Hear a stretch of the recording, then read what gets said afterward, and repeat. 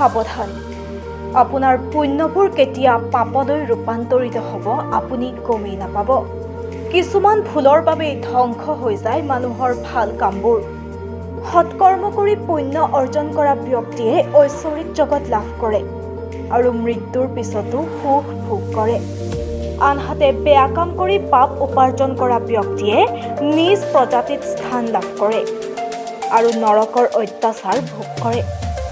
এজন ব্যক্তিৰ এনে কিছুমান ভুল আছে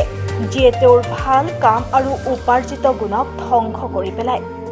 যদি আপুনি আপোনাৰ বয়োজ্যেষ্ঠসকলক অপমান কৰে বা আপোনাৰ কনিষ্ঠসকলক অসন্মান কৰে তেন্তে আপোনাৰ ভাল কামবোৰো পাপলৈ পৰিণত হ'ব যদি আপুনি কাৰোবাৰ চেহেৰা জীৱন শৈলী আৰু শাৰীৰিক দোষক লৈ ঠাট্টা কৰিছে তেন্তে সাৱধান আপোনাৰ পুণ্যবোৰো ৰূপান্তৰিত হ'ব পাপ কৰ্মলৈ ইয়াৰ বাহিৰেও সাধু মুনিক অপমান কৰাৰ পৰাও বিৰত থাকিব লাগে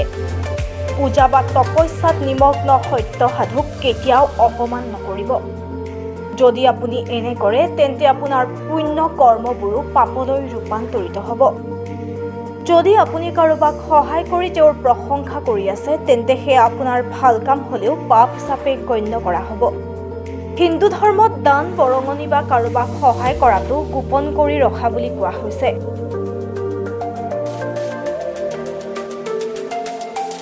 তেতিয়া এজন ব্যক্তিয়ে তাৰ গুণ লাভ কৰে